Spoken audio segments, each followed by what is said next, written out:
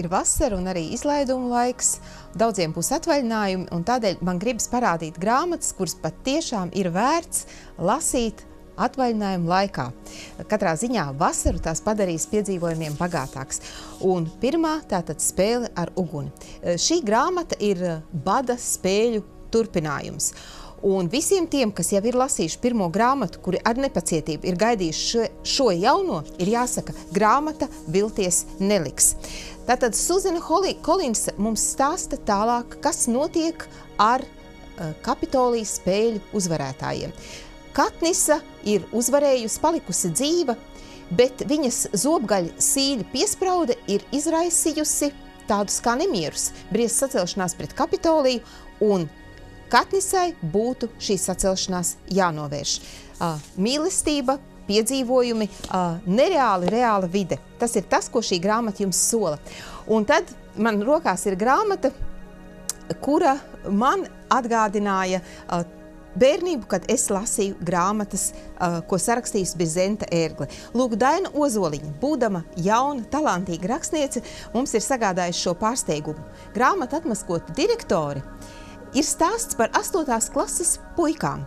Skolā ierodas jauna direktori, dzeltenā kleitā, mati tādā dīvainā krāsā. Viņa nu nekādi nevarētu būt direktori. Varbūt viņa ir kāda televīzijas šova producente. Izrādās ne, bet varbūt viņa ir policiste, varbūt aktrise, un puikas ņemās izsekot un atmaskot direktori. Kas notiek tālāk? Kā direktorei izdodas vai neizdodas mainīt skolas dzīvi uz labu, kādi skolā ir skolotāji, ir arī tādi, kuri nav pārāk labi.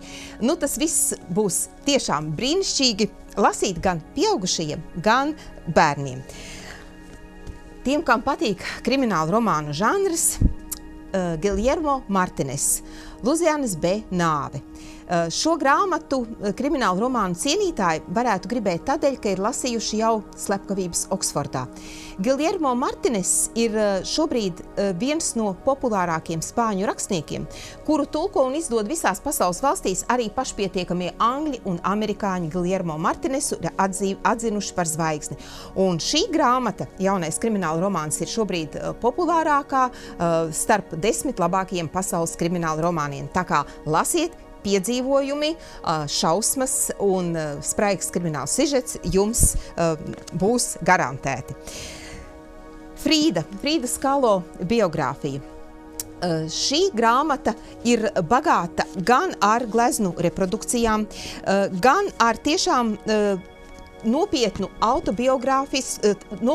biogrāfisku Frīdas Kahlo dzīves analīzi. Un autore Heidena Herrera ir mākslas zinātniece. Frīda Kahlo, kura no sevīm spēja radīt ikonu, sevi izveidot kā tādu māksliniecisku tēlu, kuru nemaz šobrīd nav grūti, nav viegli šobrīd viņu parādīt kā reālu dzīvu cilvēku, jo viņa ir zināmā mērā leģenda. Tātad Frīda Kahlo pēc šīs biogrāfijas, kuru ir sarakstījusi profesionāla mākslas zinātniece, ir veidot arī filmu, kuru ir redzējuši latviešu skatītāji. Un vēl man rokās ir tāds, jāsaka, es domāju, šīs vasaras absolūts hīts, un tas ir Janušs Leons Višņevskis, poļu autors, Mīlestība tīmeklī.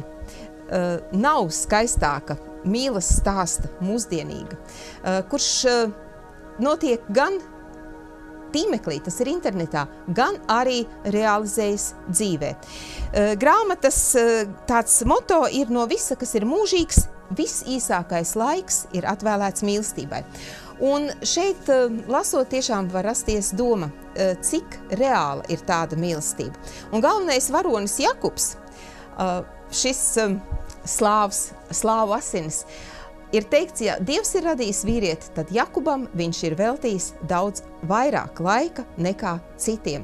Lasiet, visa Krievija, visa Austruma Eiropa šobrīd šo grāmatu lasa, raud, raksta autoram vēstules, un rudenī autors būs arī Rīgā ar poļu vēstniecības atbalstu. Nu, un, protams, izlaiduma laiks ir 2 dāvināmās grāmatiņas, pavisam lētas, bet greznas, tātad ar fotogrāfijām, ar dzejoļiem, pacelies spārnos un tālumam tici. Tad nedaudz vairāk, daži santīmi par latu, un jūs varat nepasniegt kartiņu vai kādu citu nieku, bet uzdāvināt grāmatu, kas paliek absolventu plauktā visu dzīvi. Lūk, lasiet, jauka vasara jums būs garantēta.